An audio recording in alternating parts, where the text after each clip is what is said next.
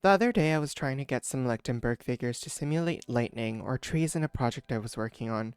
However, I didn't want to go into the hassle of generating a bunch of line renderers or some complex depth-first search algorithm to generate and retrace line paths to reduce the amount of line renderers. Additionally, I didn't want to worry about creating meshes and worry about indices, so on and so forth. So, I came across a small library that I love to generate shapes. However, one problem. Because of my laziness, I was submitting the lines to render per frame, and that obviously was too slow. So I needed a way to draw these lines as easily as possible, and perhaps add some dynamic behaviors as well. So I had the brilliant idea to generate the lines with the VFX graph. The GPU is great at solving many small problems really fast, which is why the VFX graph in Unity is so powerful. SIMD, which stands for Same Instruction Multiple Data, is why we want to do this on the GPU in the first place, without us having to create and manage our own custom renderer ourselves. We can pass multiple baked line segments to the graph and render them there. However, how can we do that? Well, that's where pCache or point cache assets come in. A point cache is an asset that stores points and their attributes are baked into textures. You can use point caches to create particle effects in the shape of complex geometry. They work almost like meshes, except that they don't need indices and represent a single point. They can have unlimited attributes, but each attribute can only have a maximum size of 4 for the 4 channels, and can only be floats or unsigned chars, which are 256 bytes. Point caches aren't a relatively new concept and have existed in Unity for quite a while, and you can find multiple tutorials on how to use them, and its companion, the point cache bake tool that Unity provides. There are two ways to use them. You can access them directly inside the VFX graph via the operator utility point cache node, which is constant and baked within the VFX graph itself, or via separate property textures that allow for easier iteration in the editor, just as long you know what each texture property does and binds to. I'm inheriting from the shapes library, and instead of from mono behavior, we're actually inheriting from immediate mode shape drawer, and this is what allows us to basically draw our custom or use the shapes library's way of like drawing, and you'll see that in a moment. But I also declared this class to execute always using the execute always attribute, and this will allow us to make the changes in the editor and view them live. The next thing I did is declare a segment class, which contains a vector3 star, a vector3 end, and a color. And then after that, I declared some parameters. And then lastly, we have a segments. So this is just a list of segments that we have. So we have a private void awake, and that just calls regenerate. And all this does is it clears the current segments if there are any. We basically get all the children as and we'll iterate through them. So for every child, we get the transform, and we generate a new seed, and then we call generate branch, passing a new system random, passing in a random number from Unity engine. Sorry, the current position of the child, the direction or which way the transform is pointing, so it's or like the up direction, the initial length, as well as the max depth. Okay, and yeah, and we're feeding that and passing it to a generate branch function. So what does that look like? So it is a recursive function. So if our depth is less than or equal to 0, then we return. And then we need to find the end point. So we take the origin, the direction, multiply that by the length, and that's how we find the end point. And then here we're doing the interpolation logic for our color. So we get the value of t first. So we're taking our depth, dividing it by the maximum depth, and we're doing a 1 minus on it. And then passing that to color.lerb. So we're passing in our core color and our edge color and our t. Then we're going to be adding our segments to the list. So this is how we do it. We get the origin, we get the calculated end, and we pass in the color. And then for every child branch, we iterate through them. So that's where the number of branches we have, right? So, and then we increment that by I. And inside that, we have a float angle, And what we're doing is if our index is 0, or if our word bias is greater than 0, one branch has to be like moving forward, and that's where we're plugging in our forward bias. Otherwise, if our branch isn't like the first branch, then we're just basically just multiplying it by the spread angle and getting a random number. And so now that we have our angle, we basically take our quaternion, or we generate the quaternion for ourselves. So we do quaternion.angle axis, we pass in the angle and the vector forward, and then we get our new direction by multiplying that rotation times the current direction. And then all we do is we recursively call this function again. So we call generate branch, we pass in the RNG, the n, the new direction, and we pass in the length times the length fall off, and we decrement our depth, right? So it's going to be called recursively again. And so that's our generate function fully. So the other component is actually drawing our segments.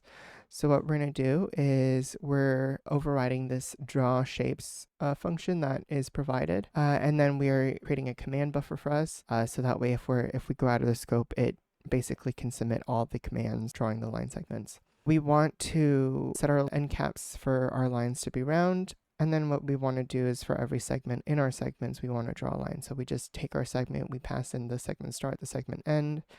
That's the thickness. And then lastly is the color. Inside the Lichtenberg figure, I also included an editor function. We're using a guard, we're using Unity editor. This is obviously a custom editor of the Lichtenberg figure.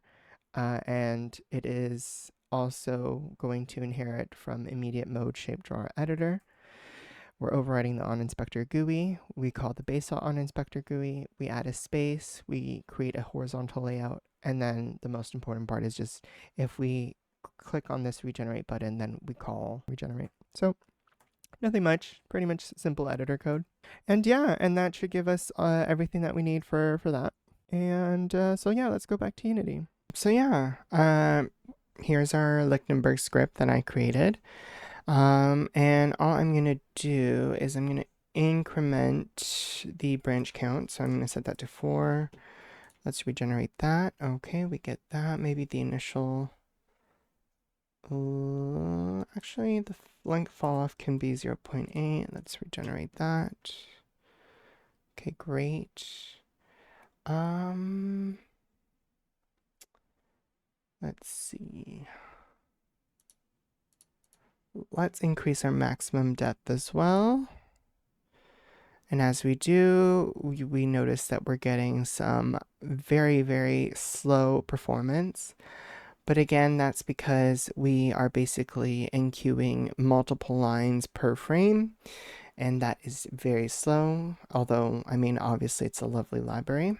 I wonder if I can move this a bit back. That way we can see that better. But yeah, here's our Lichtenberg figures. Let me actually just increase the initial length. Maybe 3. And yeah. So we have that performance consideration that we want to do. So let's try to optimize it or change it so that we generate a pCache file instead. So now we want to basically convert our Lichtenberg figure to support for pCaches, or taking our current logic and just swapping it over to pCache. The only thing that we need to do first for the editor is add actually a button, and then we're just calling generate point cache on the target. The next thing that we're going to do is we're going to modify Lichtenberg figure. So we're adding a public bool draw immediate. Right, so this will allow us to toggle from drawing the immediate drawing versus what we're going to be using. The next thing that we have to declare is where we're going to be placing our point cache, as well as the point cache name. And we have 2 helper functions that take in a vector3 and a color, and that stringifies the value. So the only thing changing in the draw shapes function is we're just checking if we're drawing immediate. If we are not, then we just return out of that function, so we don't draw actually anything or submit anything to be drawn. created a new function called generate point cache, and this was the main meat of the potatoes. So if our segment count is equal to 0, then we should probably throw an error, right? There's not enough segments. We want to assure that the directory that we are trying to put our point cache exists. It's just a helper function, not really important. But what we want to do is create a new string builder and call it var_star. So the main important thing is actually defining the header of the pCache itself. So the first thing that we need to declare is, or say, is, hey, it's a pCache file. So that's what we're doing. And we're also giving it a format. So there are two flavors of point cache that you can do. One is ASCII, and the other one is binary. Obviously, binary, you can compress its size, so it's a lot more efficient. But we're not going to worry about that right now. And we want it to be easily readable. That way we can figure out any mistakes. We are declaring the number of elements there are, the number of points. So we say elements and we pass in the number. And then we start declaring our attributes. So this is how you basically declare it. We do stir append line property float start.x. So that's the x property. And we do the same thing for y and z as well. We're doing the same thing for the end position and for the color as well. And then lastly, we have a property float alpha. And the reason why I separated it out is just mainly for convenience, as you will see. And then we just call end header. So after that, then we actually need to populate it with data. And so it's really simple. For every segment that we have in our segments, we're just going to append a new line, and we're basically taking our data and stringifying it. Finally, once we're done appending all of our data, then we want to actually write to the file. So we do file.writeAllText. We pass in our directory, the name of the file, and it has to be a .pcache file. And we're taking the string, our string builder, and actually to-stringifying it. And then lastly, we call asset database.refresh because we are modifying a file. So we should definitely tell Unity, hey, we're updating, or we want you to update that resource. And yeah, that's basically it, honestly. Okay. So we updated our Lichtenberg figure script, and so let's just change it so that we have the same settings as before. Maybe let's increase our maximum depth as well as the length fall off, increase our branch count, maybe our spread angle as well. I think our color is fine, and if we click regenerate, there we go, we have our figures. But again, that is hella slow. So what we're going to do is I have an assets VFX point cache, and I'm calling a Lichtenberg figure. So I'm just going to click generate point cache. It's going to take a little chunk of time. But now that we have that, we now have our generated point caches. So if I go here and I open up our Lichtenberg figure right here and reset that, let's actually take a look at this Lichtenberg figure code. So I do have it baked in, but anytime I regenerate that point cache file, it just basically overwrites the data there. But all I'm doing is I have a spawn rate property, and it's going into the constant spawn rate. I have a set position for map sequential, and almost exactly the same thing for set target position for map. So this is actually our endpoint. So this is our start point and our end point. So start and end, that's our start and end attribute.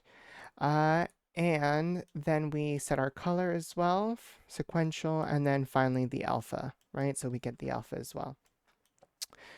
I am giving it a random lifetime between 2 and 4 seconds, and then lastly, it is just an output particle line where I'm multiplying the alpha over life. So it's very simple. That's it. So if I go back over here, let me save that, go back over here, our performance has changed dramatically. We now have, again, 300 frames. So it's insane, the performance gains that we have. Even if I go over here and let me increase the spawn rate so that we have 4,000 objects. I'll probably even increase it even more, or doubling it. And there we go. So, yeah, and no performance issues whatsoever. So, yeah, it's very great. And we can obviously give it dynamic behaviors. We can come back over here. Maybe let's add a little bit of turbulence. And yeah, we get some turbulence there. So yeah, the world is your oyster when it comes to this. All you gotta do is just, we can mess with the settings as well. We can maybe increase the branch count. The length fall off should be 0.9 maybe. Let's give it more branches. Let's reduce the angle. And let's give it a different color. Let's do red. We'll regenerate that, and we generate our point cache, and it's gonna think about it for a sec because it is a lot of points. And there we go. Okay. Oh wow. Okay, let's actually increase the spread angle again. Sorry. Regenerate that and generate a point cache again. And it's gonna think. I'm perfect. So yeah, so now we have one tree. Let me disable turbulence and save that. So yeah, look at that. That's pretty cool stuff. Maybe I'm actually just gonna decrease the maximum depth to 6, and maybe the branch count back to 4, and we'll click regenerate and generate point cache. So yeah, it's really that simple. Um, it's an amazing and powerful tool. And yeah, and you can create like your own custom visual effects using different algorithms to either generate lines or points. And yeah, I hope this is useful tutorial or a follow along or deep dive or whatever. And I hope you have a wonderful day and a good time making your own creative features. Toodaloo.